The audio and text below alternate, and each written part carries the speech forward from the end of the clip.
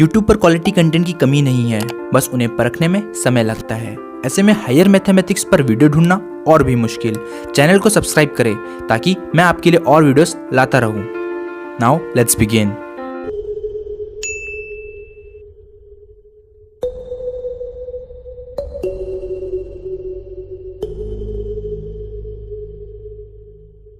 Hello friends, welcome back to the another video of this playlist. Make sure that कि आपने इसका previous video जरूर देखा हो। प्रीवियस वीडियो में हमने देखा था how we can find the solution of Fredholm integral equation by using direct method.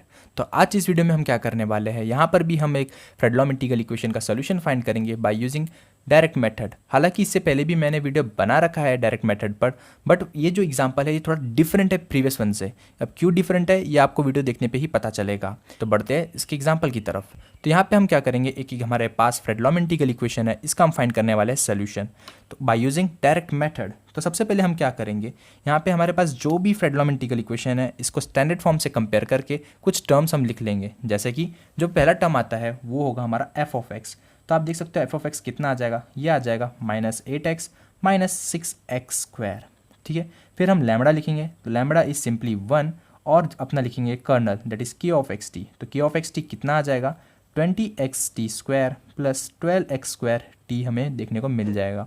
अब हमें क्या करना है, इसका सोल्यूशन फाइंड करने के लिए हमें सबसे पहले क्या करना पड़ता है, हम जो भी इसके कर्नल है उसमें से हम क्या करेंगे, एक्स टर्म्स को, एक्स के फंक्शंस को अलग करेंगे और टी के फंक्शंस को अलग करेंगे। अगर एक्स का फंक्शन अलग हो गया और आप देख सकते हो ये जो इंटीग्रेशन है टी के रिस्पेक्ट में चल रहा है, तो वो एक्स का टर्म, जो भी एक्स का फंक्शन है वो बाहर आ जाएगा। तो वही हम यहाँ पे करने वाले हैं। तो यहाँ पे आप देख सकते हो यहाँ पे एक एक्स दिख रहा है और यहाँ पे एक्स स्क्वायर दिख रहा है, तो उन दोनों को मैं बाहर निकाल लूँगा, दैट इज कॉमन लेके -8x -6x स्क्वायर प्लस, अब आप देख सकते हो यहाँ पे x है और यहाँ पे x स्क्वायर है, एक x तो बाहर आ जाएगा, इंटीग्रेशन 0 to 1 अंदर मिल जाएगा सिंपली, ये x जा चुका है तो हमें यहाँ देखने को मिलेगा t square plus 12 times x t this whole term multiplied by u of t d t. ठीक है, अब हम क्या करेंगे, ये इंटीग्रेशन को स्प्लिट कर देंगे। तो स्प्लिट कर देते हैं इस इंटीग्रेशन को, तो हमें मिल जाएगा यहाँ पे x integration 0 to 1 20 T square u of t d T plus integration, ये जो x है सबके लिए है इसीलिए ये x यहाँ पर भी आएगा और अंदर रह जाएगा 12xt you of t d t. अब देखते हैं इस इंटीग्रेशन में से अगर कुछ कॉमन निकल रहा है, कांस्टेंट टर्म है तो उसे बाहर निकाल देंगे। आप देख सकते हो यहाँ पे 20 कांस्टेंट है इसलिए 20 बाहर ले लूँगा, 20x बच जाएगा और सिंपली अंदर रह जाएगा integration 0 to 1 t square u of t d t. अब देखो यहाँ पे x कॉमन है, कांस्टेंट है क्योंकि x जो इंटीग्रेशन चल रहा है वो t के रिस्पेक्ट में चल रहा है, तो x कांस्टेंट हो जाएगा और वो इंटीग्रेशन से बाहर आ जाएगा। बाहर पहले से एक x पड़ा हुआ है तो ये x स्क्वायर हो जाएगा, integration 12 times t u of t D t. ठीक है, अब आप देखो यहाँ पे दो इंटीग्रेशन बन गए। इससे पहले हमने जो भी देखा था Fredholm integral equation by using direct method, इससे पहले जो भी एग्जांपल्स मैंने आपको बताए हैं वहाँ पे सिंपली एक इंटीग्रेशन बनता है और उस इंटीग्रेशन को हम अल्फा से रिप्रेजेंट करते हैं या फिर अल्फा की वैल्यूज़ को एक्वायर्ड करते हैं। बट यहाँ पे आप देख सकते हो यहाँ पे दो इंटीग्रेशन हमको दिख रहा है, तो हम क्या करेंगे, एक इंटीग्रेशन को अल्फा ले लेंगे और दूसरे इंटीग्रेशन को बीटा ले लेंगे। तो वही यहाँ पे करने वाला हूँ मैं, तो चलो लिख लेते हैं। So u of x equals to -8x -6x square plus 20x alpha, ये पूरे इंटीग्रेशन को ले लूँगा मैं अल्फ़ा प्लस, अरे हाँ यहाँ पे आप देख सकते हो 12 कांस्टेंट है इसलिए 12 इंटीग्रेशन से बाहर आ जाएगा, 12x स्क्वायर। अब जो भी इंटीग्रेशन के अंदर बचा 0 to 1 t times U of T, इस टर्म को मैं ले लूँगा बीटा और ये बहुत ही इंपॉर्टेंट इक्वेशन होने वाला है और इस पूरे इक्वेशन को मैं कह दूंगा इक्वेशन नंबर 1, क्योंकि इसमें अल्फ़ा भी है और बीटा भी है। बट हमें बताना पड़ेगा कि अल्फ़ा क्या है। सिंपली अल्फ़ा क्या है, हमने क्या लिया था, integration 0 to 1 t square u of t d T लिया था, और बीटा क्या लिया था हमने, बीटा हमने लिया था इंटीग्रेशन 0 to 1, ये 12 बाहर आ चुका है, T times U of t d T लिया था। अब हम क्या करने वाले हैं, जो भी अल्फ़ा निकाला बीटा निकाला, इसमें आप देख सकते हो यू ऑफ टी का टर्म इन्वॉल्व है, इसमें भी यू ऑफ टी का टर्म इन्वॉल्व है। तो हम क्या करेंगे, ये यू ऑफ एक्स हमारे पास है, इस एक्स में क्या करेंगे, जहाँ जहाँ एक्स है वहाँ पे टी से रिप्लेस कर देंगे, यहाँ से हमें मिल सकता है यू ऑफ टी और ये यू ऑफ टी को हम इसमें पुट कर देंगे। पुट करने के बाद क्या होगा, ये अल्फ़ा हमें मिल जाएगा, सॉल्व कर लेंगे और तो अल्फ़ा मिल जाएगा, यहाँ पे भी डी ऑफ टी पुट कर देंगे, सॉल्व करके हमें बीटा मिल जाएगा। मतलब यहाँ से एक इक्वेशन मिल जाएगी, यहाँ से एक और एक इक्वेशन मिल जाएगी, दोनों इक्वेशन को सॉल्व करेंगे साइमल्टेनियसली, हमें मिल जाएगा alpha and beta. At the and इस अल्फ़ा बीटा को इसमें हम पुट कर देंगे तो हमें मिल जाएगा हमारा solution that is you of x. तो हम क्या करने वाले, सबसे पहले अल्फ़ा को कंसिडर करेंगे, alpha equals to integration 0 to 1 t square u of t d t. अब हम क्या करेंगे, जहाँ यू ऑफ टी है उसकी वैल्यू पुट कर देंगे। तो यू ऑफ टी आप देख सकते हो, यू ऑफ एक्स है मेरे पास, तो यू ऑफ टी कितना आ जाएगा, जहाँ जहाँ एक्स है वहाँ पे सिंपली टी से रिप्लेस कर देना है। -8t -6t square plus 20t alpha plus 12x square beta, sorry 12t square beta, T square beta, ये हमें मिल जाएगा।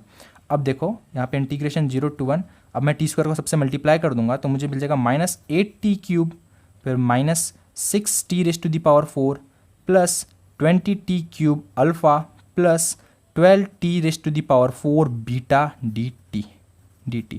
अब इस इंटीग्रेशन को मैं सॉल्व कर दूंगा और मुझे मिल जाएगा यहाँ से alpha in terms of beta.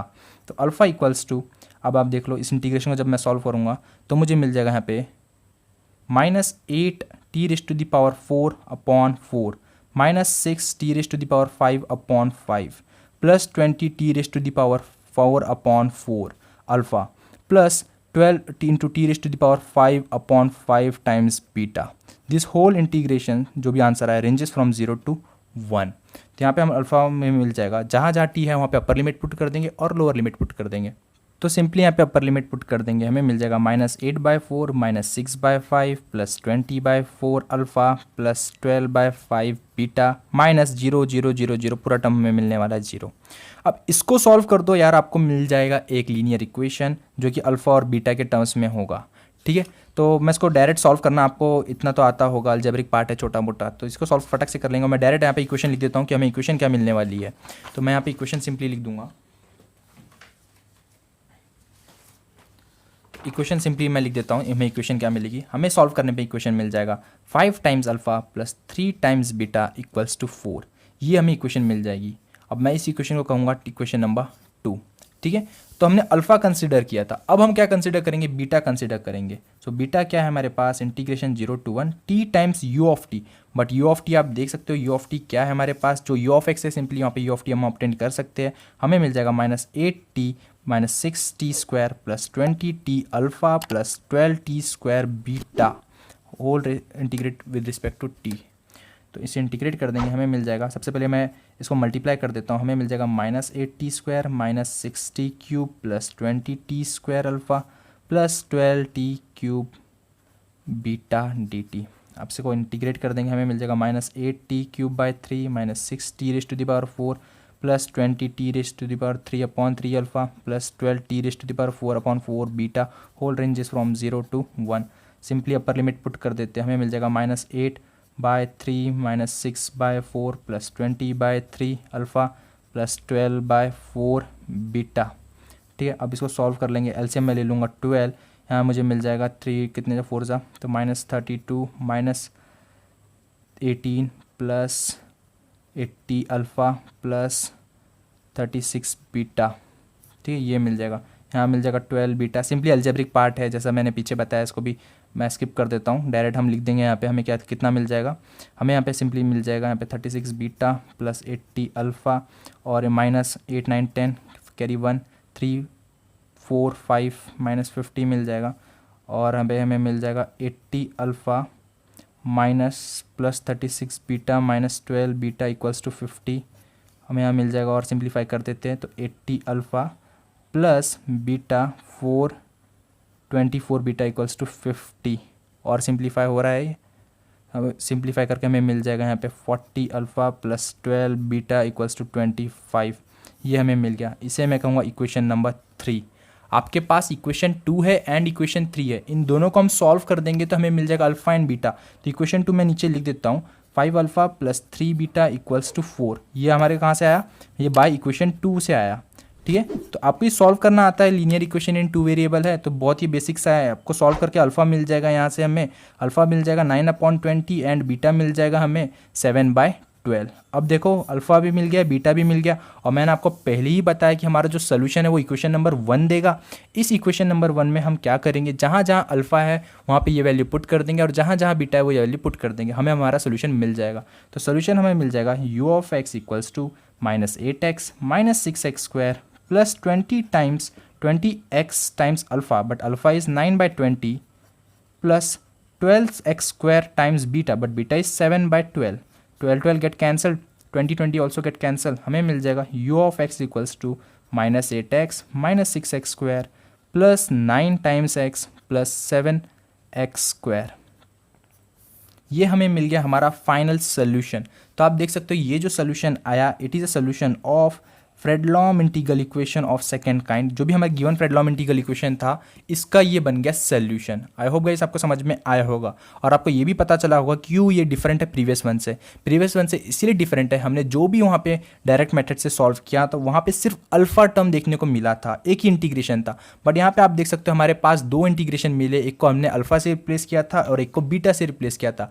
At the and in दोनों को हमने क्या किया, इसमें यू ऑफ टी की वैल्यू पुट की, पुट करने के बाद अल्फा सेपरेट सॉल्व किया, फिर बीटा सेपरेट सॉल्व किया। यहाँ से एक हमें लीनियर इक्वेशन मिली, बीटा से भी एक लीनियर इक्वेशन मिली, दोनों को हमने सॉल्व कर लिया और एट दी एंड हमें अल्फा और बीटा मिल गए। और अल्फा और बीटा मिलने के बाद हमें पता है, जैसा कि हमने डायरेक्ट मेथड में क्या करते थे, अल्फा की वैल्यू पुट करते थे। बट यहाँ पे हमारे पास दो वेरिएबल है, एक अल्फा एक बीटा है, दोनों की वैल्यू हमें मिल चुकी है, तो दोनों को हम इसके अंदर पुट कर देंगे और हमें मिल जाएगा हमारा प्यारा सा solution of given Fredholm integral equation.